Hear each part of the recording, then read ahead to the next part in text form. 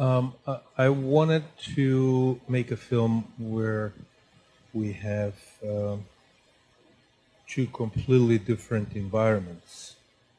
想要拍一部片是跨越两个不同的环境， Because I like what happens when you clash two contrasts within the same framework. 因为我觉得把两个截然的不同的故事摆在一起的时候会很有趣。 It's really interesting for an artist, especially in the dramatic arts, to see the contrast, but also the complementary nature of different things. 对于一个戏剧的艺术家来说，我觉得把两个东西摆在一起，看他们互补或是互相映照的过程很有趣。To put it in plain words, you sort of see how things that seem to be very different are actually very similar.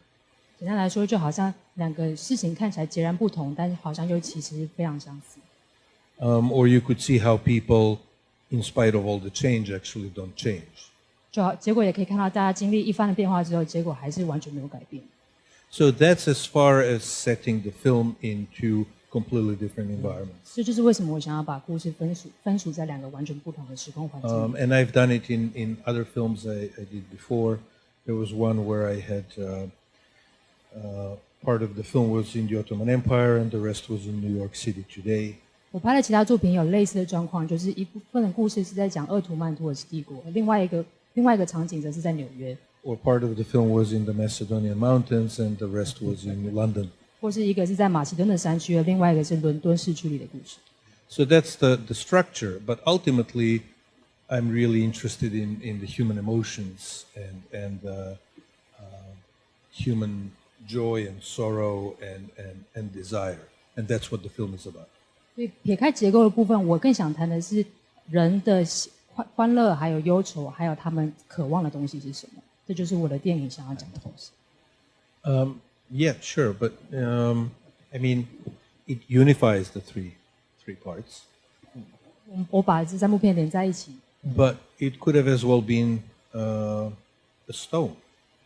但其实你可以把它想成一个石头。Because there's a stone that shows up in all three parts. 所以除了柳树之外，其实三部片里面三段故事也都有石头啊。So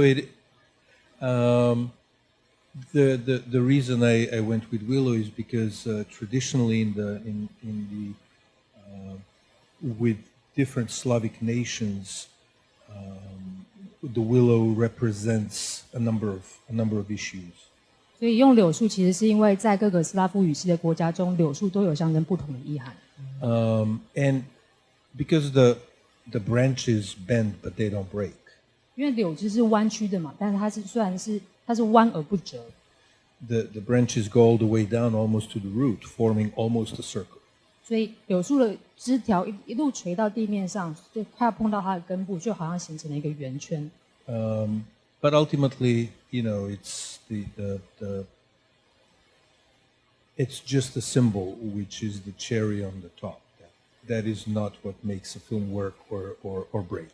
但总归来说，其实柳树只是一个锦上添花的象征，它并不是这个电影的核心。I'm not big on symbols. 其实我并不是很喜欢用象征。I think they have a place in the work, but they're not the most important thing in the work.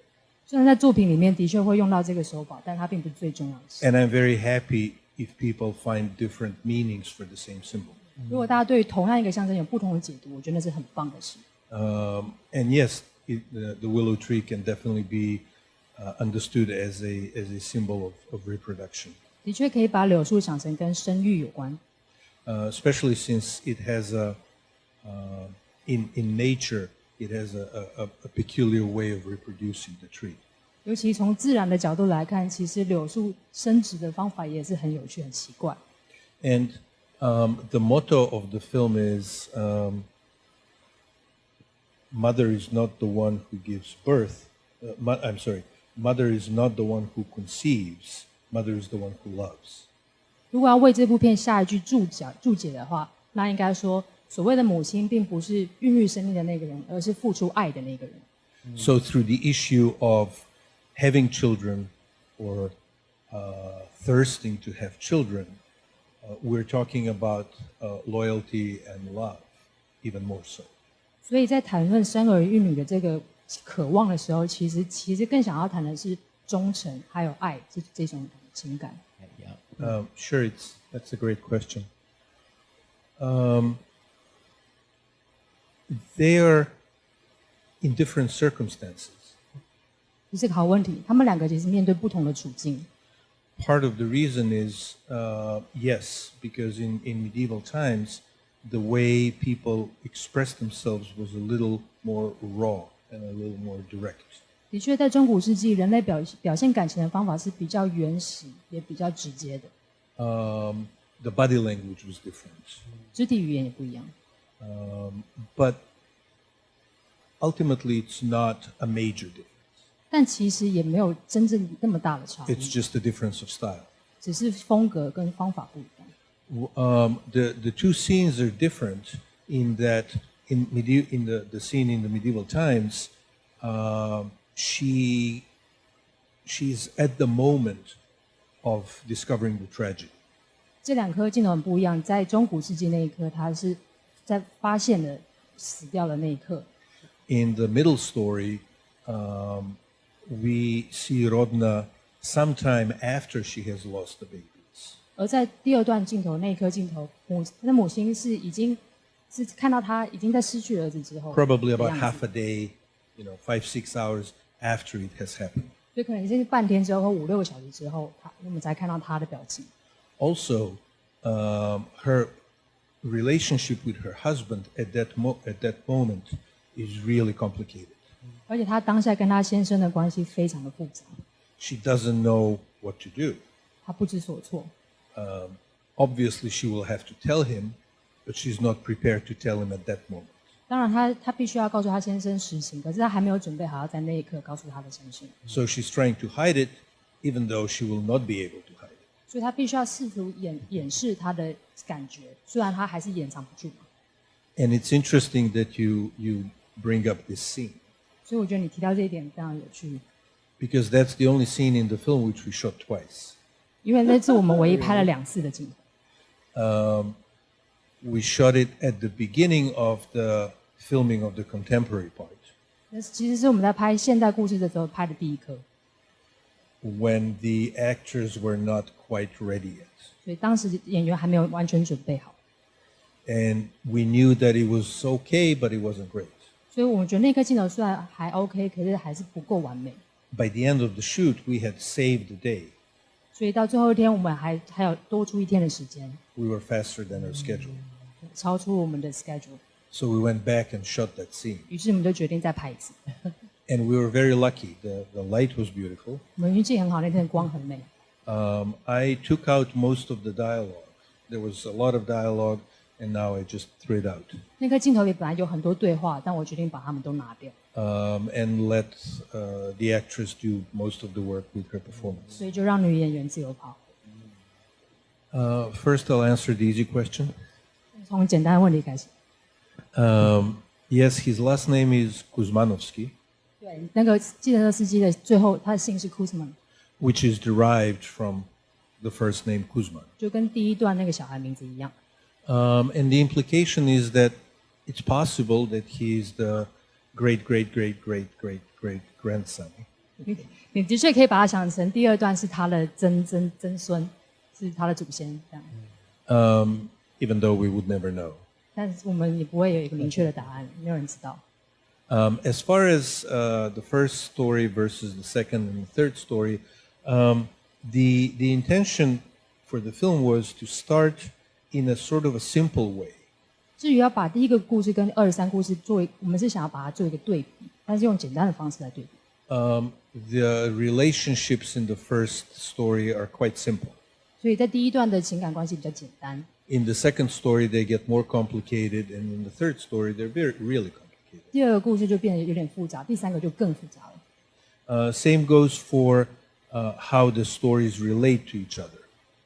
所以这几个故事之间的情节关系也有类似的状况。The first one is almost an archetypal story that serves almost as a prologue. 第一个有点像是序言的状态，对。And then the second and the third are pretty interlaced. 第二个跟第3个故事就交织在一起。And then in the third story, we even have jumps back and forth in time. 所以在第三个故事里面，我们还有在跳跃那个时空，有一点错接。We start the third story at an earlier point than the end of the second.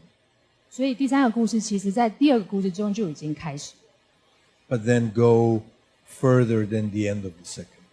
但是它就是持续延续下去。And it was a lot of fun to play with it. 我还蛮享受这个过程的。And I'm only hoping that the viewer would find it fun as well. 那也希望你们会喜欢这样子的设计。I know that as a viewer, I like that kind of films that do that. 作为观众，我个人还蛮喜欢这种情节安排的。Well, I have to admit something. 有一件事我必须跟大家坦白， I work by intuition. 我其实是靠直觉来拍片的。And which doesn't mean that I'm frivolous about my work. 所以我其实不会预先设想好一切。So, for example, I feel that it is right to have death repeated in the stories. 所以我其实有一刻突然觉得这感觉很对，就是要把死亡放进三个故事中。I feel that the film needs that, for example. 我觉得电影需要这样子的效果。Or I feel that the stone is something good to repeat in the stories. 或者说，我觉得石头很适合放在三段故事里。But I don't really have a specific message or an agenda when I do that. 但我这么做的时候，并没有要传递哪一个特定的讯息。I believe that if you start with an agenda, your work is going to be stiff. 我觉得当你预先设想好一切的时候，反而电影就会僵化。But if you work from a feeling, it's going to be nimble. 但如果跟着直觉走，它就不会僵或是麻痹。And if it's a good work of art, people will always find the meaning to the metaphor in a good way. 一件好的艺术作品，就是应该能够让人找到它的寓意跟隐含。Because they will be watching a work of art that comes from the heart rather than from an agenda. 因为大家是用心在看电影的，不是去看它在电影的设计是什么。Now, of course, in film, it's difficult to do that because everything has to be pre-planned, organized, explained, and financed. 当然，要拍片的时候要这么做很困难，因为都要事先设计好一切，也要找到资金才能拍。But you try to be playful and you hope it works. 但我还是希望能够享受这个过程，然后也希望它能够成功。好，很有趣的回答哈。导演也透露了他的一个创作的特质。我想这个特质在电影里面，其实我们也是可以感受得到。好，这也是导演的电影很迷人的地方。因为在厅里面的时间呢有限，所以我们的 Q&A 必须到这里暂时结束。那我们先热烈的掌声，谢谢导演。